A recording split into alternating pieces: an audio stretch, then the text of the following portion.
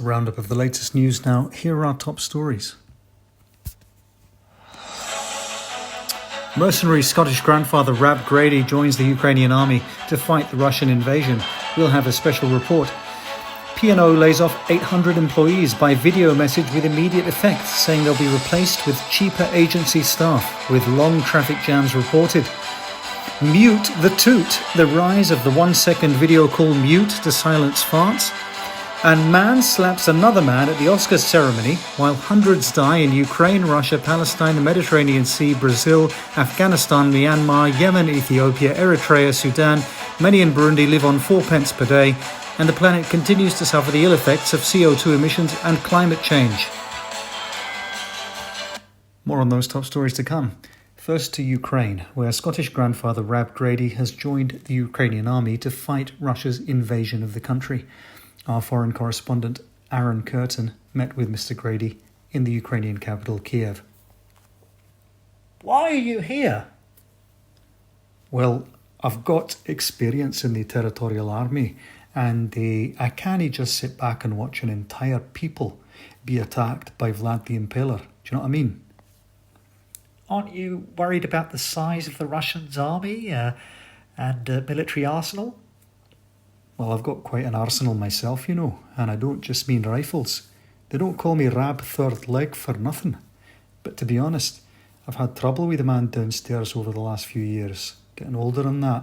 So actually, it's given me something worthwhile to focus my energy on, take my mind off it, you know. We're also joined by one of your fellow officers in the Ukrainian army, Andrei Pavlichenko. Andrei, at 61, is Mr. Grady not perhaps a little too old for the army? No, he is very strong man in almost every part of his body. We are very happy to have Mr. Grady, in our army. Also because it make big profile for Ukraine army and international media. Has Mr. Grady taught you anything that has been helpful to you in the war effort? Yes, many things, especially how to put chocolate bar in hot frying pan. Even the Conservative government has criticised UK ferry operator P&O for making 800 staff redundant immediately over a video call, telling them that they would be replaced with cheaper agency staff. Some staff had to be escorted off ships, having served the company for decades. In the meantime, motorists have reported over 6-hour delays approaching Dover in recent days due to the suspension of ferry services. Joining me in the studio is P&O spokesman R. Scholl.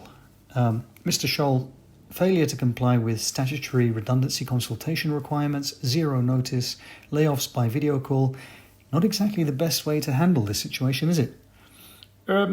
Well, the company has suffered unprecedented financial losses. We've been making a £100 million year-on-year loss. We were severely hit by the impact of COVID. And whilst we've had some help from the government with the furlough scheme, that's now ended and it was nowhere near enough anyway. But sales have been picking up as COVID restrictions lift and summer bookings are made. Was this factored into the company's decision? Yes, but it was unfortunately too little too late. And 2 years ago, your parent company, DP World, paid itself a dividend of £270 million. How do you reconcile that with the redundancies? With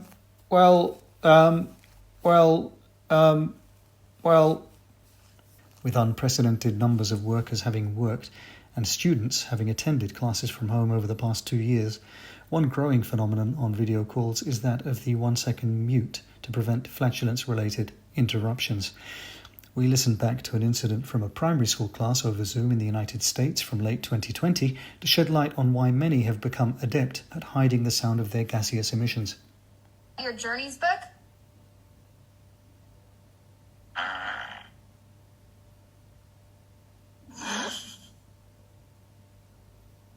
What's that? What?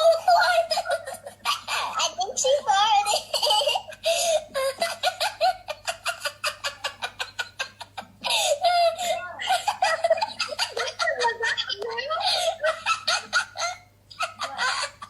That was a big one.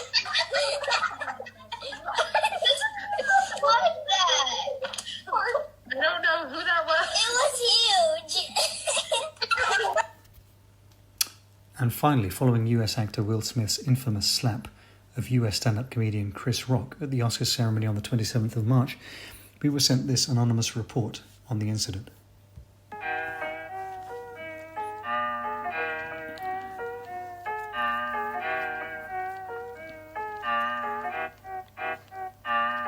At the 94th Awards of the Academy, stars with Botox and improbable anatomy sit down in designer suits and silk dresses. Chris Rock tries some gags and digresses. Will Smith is offended, wants to be the man who impresses, but at the root of this incident is a sad contradiction. Black man wins Oscar but is close to criminal conviction. A stereotype he worked his whole career to overcome returns as the slap labeled so violent and dumb. The media gets people high on the sensation like a drug. Forget hardworking father, they demand a mindless thug. It looks like three black men take center stage, but in reality Hollywood has not turned the page. For black men and women remain undermined, no matter how elaborately the tokenism is designed. And while the media debates the effect of a Hollywood slap, workers in Burundi earn 5 cents a day in the poverty trap. Palestinians live a life of colonial oppression. Yemeni children endure starvation and depression. Ukraine is bombed, killing hundreds a day. Africans have drugs tested on them, abused in every way. The planet's heating up and nobody cares. And yet this slap is one of our worst nightmares.